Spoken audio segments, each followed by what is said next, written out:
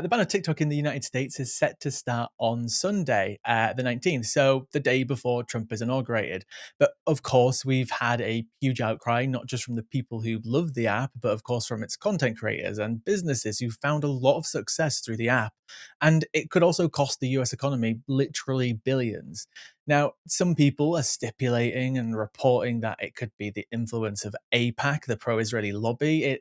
That they could be behind the ban. They've been urging Congress to ban the app, as it's been, incredibly important in bringing to light the atrocities that Israel has committed.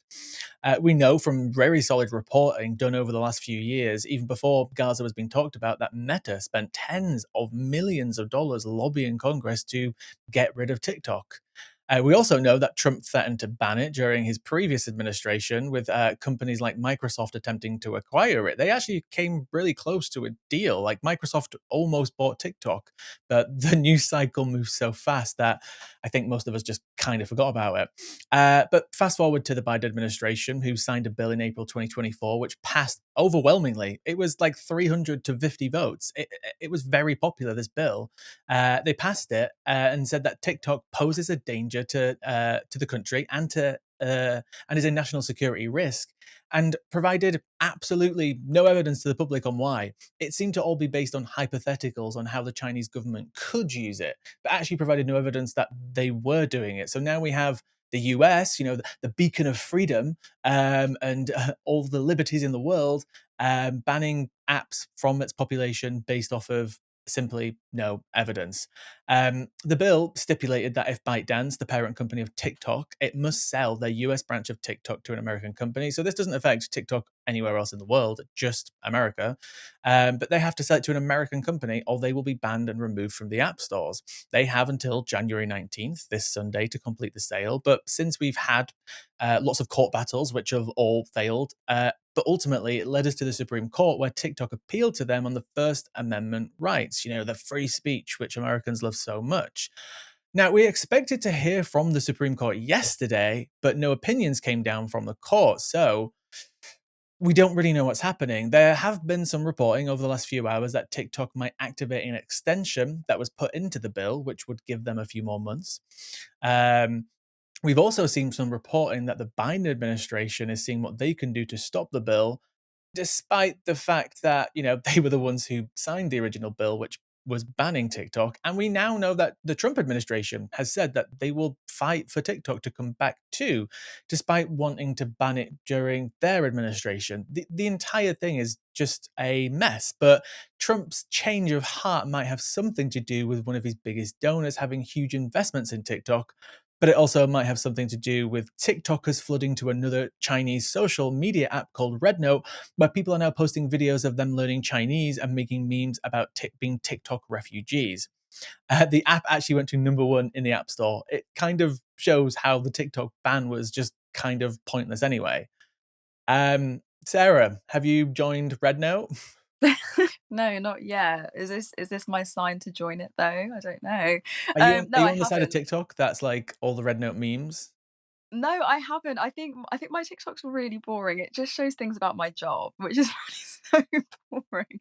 Telling me to quit. No, I'm joking. But no, I haven't joined yet. But I do find this really interesting because I've seen a lot of American creators be like, is this them trying to censor our free speech? Our First Amendment is essentially the right to exercise free speech, etc., etc. I don't even know how a TikTok ban would practically work in the US, given that many people access this app and make a living out of it, but also use TikTok as a means to as a source of news, which I have a bit of issue with. But yeah, they access this app daily, and I don't know how that could possibly function in a country that is so staunch on having free speech. I think what's interesting, and it's completely off topic, and I don't want to go down this rabbit hole, but you'll get literal conspiracy theorists, and we've definitely met both of them. This type of conspiracy theories where they'll say that like the pandemic was used to see how what's the word, how willing people are just to go along with the government, like to like ready our mind to be what's the word I'm looking for? I've gone blank. But basically, the pandemic was used to see how we would be susceptible to just doing what they say. And I find it interesting how when you combine that with the conspiracy theories, with the idea of free speech in the US, with how vocal Americans are on this, like literally videos raking up hundreds and hundreds of millions of views literally daily about this topic. But ultimately, I still don't see like kind of that much outrage. I don't see protests. I see people just moaning about it. And I just find it interesting how Americans have actually been very like willing just to let this happen. Despite their perceived outrage, it's not come with much action, but that's just from what I've seen personally. I haven't seen much conspiratorial thinking. There probably is some out there, but I haven't come across it just yet. I mean, I'd assume that their attitude. I was reading an article recently, like, how will the users actually be affected if a TikTok ban happens? And I think one of them had said that, it's stressful, but we'll be fine. So I don't even think like you said, I don't think they're actually too impacted by that. But I Hmm. do wonder, I mean, I'm thinking now, those who work for TikTok in the US, like what will happen to those employees if something like this was supposed to, actually happens, or what will advertisers do? Not that I care about these corporations that are benefiting so much from TikTok. But I do wonder about those that work for the app and actually do have employment with them. Will they be impacted by this? Will they then have to will they are they now in this bracket of confused job seekers where they don't know where they're going after this? There's definitely loads of ripple effects though on in terms of like the economy. I've seen one headline which was like it's going to cost the US economy $22 billion a year. I'm sure there's very smart people out there who can estimate these things, but I feel like if you're not necessarily a TikToker, you might not fully understand like the reach and effect of TikTok because obviously, yeah, you've got the business side of things. You know, we get those annoying videos on TikTok which is constantly trying to sell us things, not just ads, but like literal users trying to sell us stuff from the TikTok shop. But then you've also got like small businesses. Keith Lee, for example, he just goes around and reviews all these different restaurants, usually small businesses, family owned. And like just by him going to them, the next day there will be literal lines around the block. Hundreds of people will turn up. And I know that's like a minuscule example, but this is just one user. There are thousands of these like food reviewers, for example, who literally boost businesses. We have an influx. There was an article from months ago that was talking about the effect on tourism that TikTok had, promoting like so many Americans are coming to London now because of like this romanticization of London through TikTok.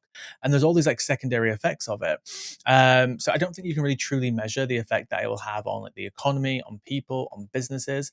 I'm sure there's some smart people out there who can try and work it out. But ultimately it comes down to this idea. And this is where we start to sound American, where it's like, I feel like it's a massive impingement on like some sort of liberty that's out there.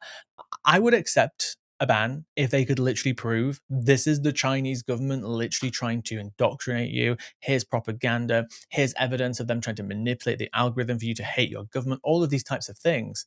But from what I read in the past, this is all based off of hypotheticals of what the Chinese government could do in theory. But there's actually no evidence. And I actually find that quite scary, especially because this came from a democratic president as well. Is it a form of anti-intellectualism to completely remove people's access to an app that could be a source of knowledge or resource or news? So I do think that it's scary. I mean, it's a culturally defining platform that I think has shifted the way that we access resources and all sorts. So yeah, is this, like you said, an infringement upon democracy somehow, some way? Because that people do exert their opinions on TikTok, whether that by means of making videos, or whether that be by means of accessing live platforms where they can actually give their input on certain topics. So yeah, I'm interested to see how it's going to go. Also, as well, like, because the entire thing's a mess, right? We've got Biden who signed the bill, and then apparently his administration trying to find ways to either unban it or extend it. We've got the Trump administration who previously wanted to ban it, who's now saying they don't want to ban it and they want to somehow reverse it or override it. And then on top of that, we have a senator in the US who introduced a bill to extend the ban to, I think it was like months and months down the line. I can't remember the exact time frame. It just seems like a complete mess. To me, at the moment, it kind of just seems like they actually just tried to do a big bluff, and we've got to the end of the bluff. They haven't sold off, and now they don't want to basically force it to leave. It just seems completely and utterly messy. I don't know. It feels messy because I think there's so many unanswered questions, and there's still, I think, like you said, 20 billion here, 22 billion here. I mean, what's the difference between 20 and 22 billion? Who knows? But like all of these facts coming out of nowhere from different articles, I feel like it is all over the place, and it feels overwhelmingly rushed.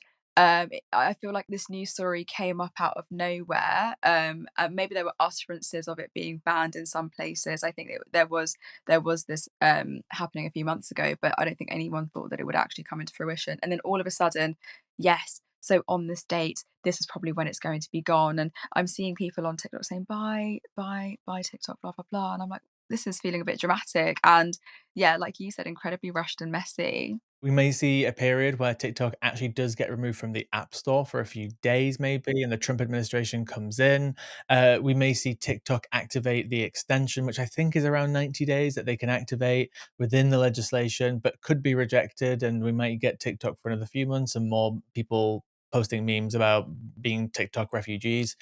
I guess we'll just have to wait and see. I think another thing that kind of scares me is that like Biden has kind of set up Trump to be the rescuer of this. Another mess that he's created where Trump is going to come in and he's going to be like, I saved TikTok. Thank you. You're welcome. I get all the credit because that's what he loves. And it's just setting him up for further success in the future. Just seems messy. Support independent media, support social justice that's there on social media. Thank you. Turn left.